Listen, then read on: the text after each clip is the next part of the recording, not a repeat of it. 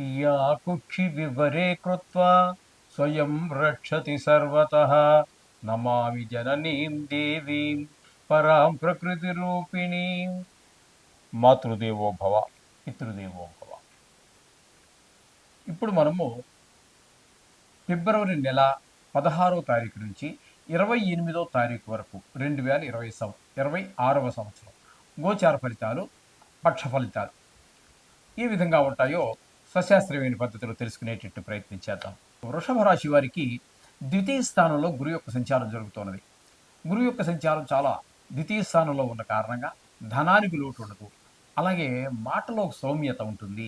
అలాగే నేత్రాలకి సంబంధించి ఏదైనా రోగం ఉన్నట్టయితే అది కొంచెం సరి అయ్యేటటువంటి అవకాశం కూడా బాగుంటుంది. అలాగే కుటుంబంలో కూడా మంచి ఆహ్లాదకరమైనటువంటి పరిస్థితి అంతా కూడా మనకి గోచరిస్తూ ఉంటుంది ఈ గురుగ్రహ ద్వితీయ స్థాన సంచారం వలన. ఇకపోతే చతుర్థ స్థానంలో కేతుగ్రహ సంచారం శుభ ఫలితములను ఇవ్వజాలదు. చాలా సుఖాలు అన్నీ ఉన్నప్పటికీ కూడా సుఖాన్ని మనకి కొంచెం దూరం అవుతూ ఉంటాయి. అంటే ప్రయాణాల వల్ల కానివ్వండి, లేకపోతే మరి ఇతర కారణాల వల్ల కానివ్వండి. అలాగే రియల్ ఎస్టేట్ వ్యాపారులకు మాత్రం ఇది అనుకూలమైన కాలం కాదు ఈ 13 రోజులు కూడా. అంచేత ఈ రియల్ ఎస్టేట్ వ్యాపారం దీనికి దూరంగా ఉండటం, పెట్టుబడి పెట్టకుండా ఉంటే మంచిది. ఎంతసేపు రియల్ ఎస్టేట్లో కూడా చాలా రకాలు ఉన్నాయి కదండి. వారు పెట్టుబడి పెట్టి కట్టి లేదా కొని చేసి వ్యాపారం చేసేవారు కొంతమంది. రూపాయి పెట్టుబడి లేకుండా నీ సొమ్ముని నాకు అమ్ముతూ ఉంటాడు, లేకపోతే నా సొమ్ముని నీకు అమ్ముతూ ఉంటాడు. పైసా పెట్టుబడి ఉండదు. అయితే గిరాకీ తగిలితే మాత్రం లాభం వస్తుంది, లేకపోతే లాభం రాదు, అంతే. కాబట్టి అటువంటి వారికి వాళ్ళు ప్రొసీడ్ అవ్వచ్చు. దానివల్ల నష్టం ఏం లేదు కదా వాళ్ళకి. ఆ విధమైనటువంటి పరిస్థితి అంతా మనకి ఇక్కడ రియల్ ఎస్టేట్ వ్యాపారస్తులకు కనిపిస్తుంది కేతుగ్రహ సంచారం వలన. ఇకపోతే 9వ స్థానంలో ఒక 8 రోజుల పాటు కుజ సంచారం జరుగుతోంది. ఇది అంత అంటే తండ్రి గారి ఆరోగ్య విషయంలో కానీ, గుళ్ళు గోపురాలు వెళ్ళటం, దర్శనం చేసుకోవటము, ఇట్లాంటి వాటికన్నిటికీ కొంచెం ఆటంకాలు కలిగిస్తూ ఉంటుంది. అలాగే కుజుడు తదుపరి దశమ స్థానంలో సంక్రమణం చెంది అక్కడ ఒక 5 రోజులు సంచారం చేస్తున్నారు. ఇక్కడ కొంచెం వృత్తిపరమైన ఇబ్బందులు కలగజేస్తాడు కుజుడు. అలాగే రవిని కనుక మనం తీసుకున్నట్టయితే రవి దశమ స్థానంలో చాలా మంచి అద్భుతమైనటువంటి ఫలితాలు ఏర్పరుస్తూ ఉంటాడు. ఉద్యోగస్తులు ప్రమోషన్ రావటమో, లేకపోతే అరియర్స్ రావటమో, లేకపోతే ప్రమోషన్లు రావటము, ప్రమోషన్తో పాటుగా మంచి వారికి కావలసినటువంటి ప్రదేశానికి బదిలీ కావటము, ఇట్లాంటి మంచి సుపరిణామాలు ఉంటాయి. అదే కనుక నిరుద్యోగులే కనుక ఉన్నట్టయితే వారికి ఉద్యోగం ప్రైవేట్ది కావచ్చు, గవర్నమెంట్ది కావచ్చు, ఏదో ఒక ఉద్యోగం లేకపోతే సొంతంగా వ్యాపారం పెట్టడం కావచ్చు, ఏదో ఒక వృత్తి వారికి దొరికేటటువంటి అవకాశం ఈ దశమ స్థానంలో ఉన్నటువంటి రవి వలన కలుగుతూ ఉంటుంది. ఇక శుక్ర భగవానుడు దశమ స్థానంలో వృత్తిపరంగా బ్రహ్మాండంగా వృత్తిపరమైనటువంటి కళాకారులందరికీ మంచి ప్రోత్సాహాన్ని ఇస్తాడు. ఆదాయం బాగుంటుంది. వాళ్ళకు మంచి గుర్తింపు వస్తుంది. అంటే పాటలు పాడేవారే ఉన్నారనుకోండి, వారికి పాటలు పాడటంలో మంచి పేరు ప్రఖ్యాతులు వస్తాయి. అలాగే పాటలు రాసేవాళ్ళు ఉంటారు. కళలు చాలా రకాలు ఉన్నాయి కదండి. ఏ కళలో వీరికి చిత్రలేఖనం కావచ్చు, లేకపోతే శిల్పం చెక్కడం కావచ్చు, ఇట్లాంటి అనేక రకాలైనటువంటి కళలు ఉన్నాయి. ఏ కళలో ఈ వృషభ రాశి వారికి ఈ ప్రవేశం కానీ ప్రావీణ్యం కానీ ఉందో వారికి మరింత ప్రోత్సాహం లభిస్తుంది. అలాగే రిమ్యూనరేషన్ అంటే ధనాదాయం కూడా పెరిగేటటువంటి అవకాశం మనకు కనిపిస్తుంది. అట్లాగే బుధుడు కూడా మనకి ఈ దశమ స్థానంలోనే ఈ 13 రోజులు కూడా సంచారం చేస్తూ ఉన్నారు. ఆయన కూడా దశమ స్థానంలో వృత్తి కారకుడైనటువంటి వాడు. అక్కడే ఉండటం వల్ల బుద్ధుడు చాలా చక్కటి ఫలితాలన్నీ కూడా వృత్తి మరింత ముందుకి పరిగెత్తుందనమాట. నడవటం కాదు, పరిగెత్తుంది. అక్కడ ఆ విధంగా పరిగెత్తిస్తాడు. అలాగే ఆదాయం కూడా ముందుకు బాగా పరిగెడుతూ ఉంటుంది. ఈ విధమైన పరిస్థితి అంతా కూడా బుధుడు కల్పిస్తూ ఉన్నాడు. అయితే రాహువు కూడా వీరితో పాటే అక్కడ ఉన్నాడు. ఆయన చేసే పని ఏంటి అన్నట్టయితే వ్యాపారాన్ని ఈ 3 గ్రహాలు మనకి బుధుడు, శుక్రుడు, రవి ముందుకు పరిగెత్తిస్తూ ఉంటే ఈ రాహువు మనకి వెనక్కి లాగి పెడుతూ ఉంటాడు. ఏదో ఒక చికాకు కలిగించటం, ఇట్లాంటివన్నీ కూడా సడన్గా వ్యాపారం తగ్గిపోవటం, లేదా మళ్ళీ సడన్గా ఎందుకు పెరుగుతుందో పెరగటం, ఇట్లాంటి కారణం లేకుండా అకారణంగా చేసేటటువంటి వ్యవహారం అంతా కూడా ఈ రాహువు దశమస్థాన సంచారం వల్ల కలుగుతూ ఉంటుంది. ఇకపోతే ఏకాదశి స్థానంలో శని భగవాన్ యొక్క సంచారం జరుగుతోంది. శని భగవాన్ యొక్క సంచారం ఏకాదశి స్థానంలో జరగటం వల్ల ధనానికి లోటు ఉండదు. ఇంట్లో కుటుంబ సభ్యులందరూ మీరు ఏం చేస్తున్నా వెనకాల మేము ఉన్నాం వెనుదన్నుగా అంటే ఆర్థికంగా కానీ, మానసికంగా కానీ, మానవీయంగా అదే ఎట్లా ఏ విధంగా కావాలంటే ఆ విధంగా మీకు సహాయపడడానికి ఇంటి కుటుంబ సభ్యులందరూ కూడా ముందు ఉంటారు. వ్యవహారం ఏది మొదలెట్టినా కూడా ముందుకు దిగ్విజయంగా జరుగుతూ ఉంటుంది. ఈ విధమైనటువంటి ఫలితాలన్నీ కూడా మనకి శని భగవానుడు ప్రసాదిస్తూ ఉన్నాడు ఏకాదశి స్థానంలో ఉండి. మొత్తంగా మనం చెప్పుకోవాలి అన్నట్టయితే వీరికి కూడా ద్వితీయ స్థానంలో గురువు ఉండటం వల్ల కుటుంబం, ఆరోగ్యం అన్నీ బావుంటాయి. అలాగే వ్యవ్ వీరికి రియల్ ఎస్టేట్ వ్యాపారస్తులకైతే బాగుండదు. అలాగే ఇక్కడ మనకి దశమ స్థానంలో మనకి చెప్పాలి అన్నట్టయితే బుధుడు, శుక్రుడు, రవి 3 గ్రహాలు అనుకూలిస్తూ ఉన్నాయి. ఈ రవి ఒక 5 రోజులు ఇబ్బంది పెడతాడు. అలాగే రాహు 13 రోజులు కూడా ఇబ్బంది పెడుతూ ఉన్నాడు. అంటే ఇక్కడ ఇక్కడ శని భగవానుడిని తీసుకున్నట్టయితే ఆయన కూడా ఏకాదశి స్థానంలో ఉన్న కారణంగా ఇటు మీకు చెప్పాలి అన్నట్టయితే శని భగవానుడు, అటు గురువు మంచి అనుకూలంగా ఉన్నారు. అలాగే బుధుడు, శుక్రుడు, రవి మొత్తంగా 5 గ్రహాలు పూర్తి అనుకూలమైనటువంటి ప్రదేశంలో ఉన్న కారణంగా వీరికి ఈ ఈ వారమంతా కూడా చాలా దిగ్విజయంగా ఎందులో చేయి పెట్టినప్పటికీ కూడా సత్ఫలితాలే పొందగలుగుతారు. మనం చెప్పుకున్నట్టుగా కొన్ని చెప్పుకున్నాం కదండి ఇప్పుడు మనం. అంటే రియల్ ఎస్టేట్ వ్యాపారస్తులకి కొంత ఇబ్బంది కలుగుతుంటుంది.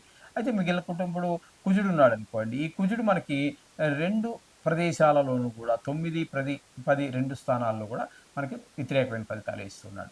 2 గ్రహాలు పూర్తి ప్రతికూలంగా ఉన్నాయి. మిగతా గ్రహాలన్నీ కూడా మనకి రాహు కూడా ప్రతికూలంగానే ఉన్నాయి. 3 గ్రహాలు అట్లా ఉన్నప్పటికీ 5 గ్రహాలు మనకి చాలా శుభప్రదమైనటువంటి ఫలితాలు ఇస్తూ ఉన్నాయి. కాబట్టి సహజం కొన్ని ప్రతికూలం, కొన్ని అనుకూలం. కాబట్టి వీరు ఈ కేతువుకి, రాహువుకి, కుజుడికి 3కి సంబంధించి సుబ్రహ్మణ్య సంబంధించి కానీ, లేదా రాహుకేతువులకు సంబంధించినటువంటిది కానీ ఆ శ్లోకాలు అవి చదువుకుంటే సరిపోతుంది.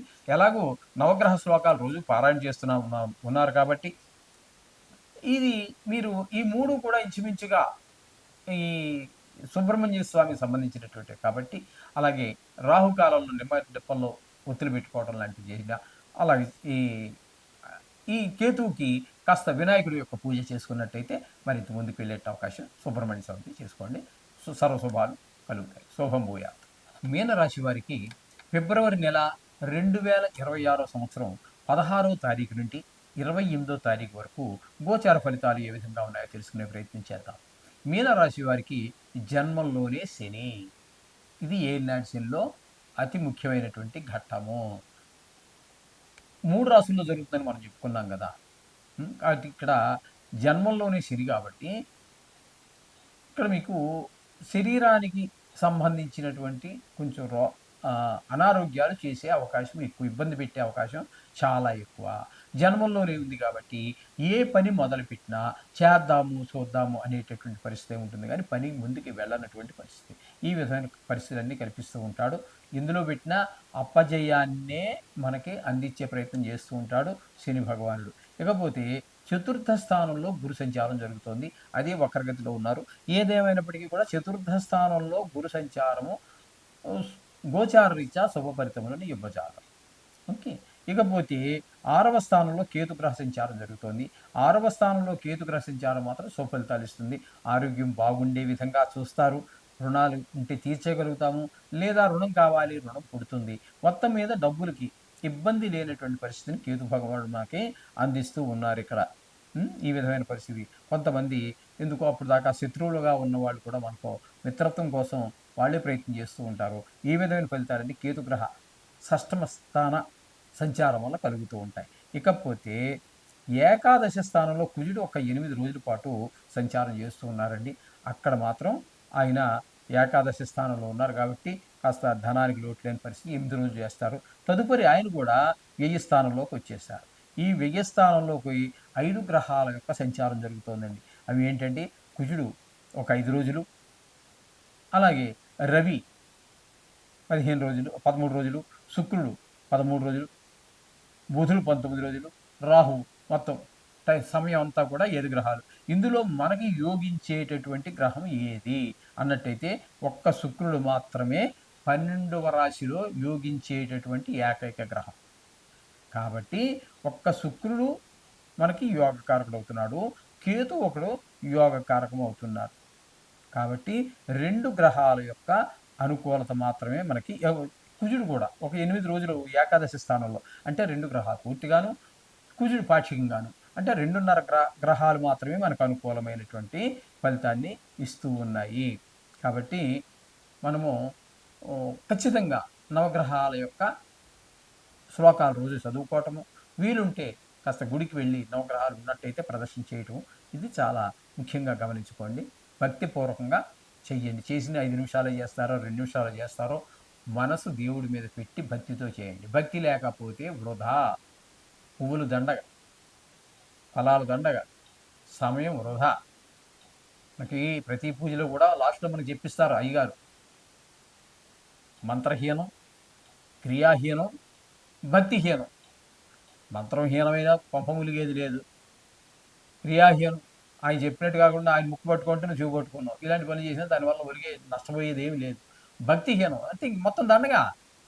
నువ్వు ఖర్చు పెట్టిన అరటిపండు, కొబ్బరికాయ, హాతకర్పూరం, అగరబత్తులు అన్నీ, సమయం అన్నీ దండగే. నువ్వు ఆ పూజ చేయడం వల్ల ఏంటంటే పంతులు గారికి ఏవో నువ్వు ఇస్తావు చూడు దక్షిణ, అది ఒకటే ఆయనకి లాభం అంతే. భగవంతుడికి కానీ నీకు కానీ ఏమీ అక్కడ ఒరిగేది ఏమి ఉండదండి. చేత భక్తి అనేది చాలా చాలా చాలా ముఖ్యమైనటువంటి విషయం. గమనించుకుంటారు. శుభం భూయాలు.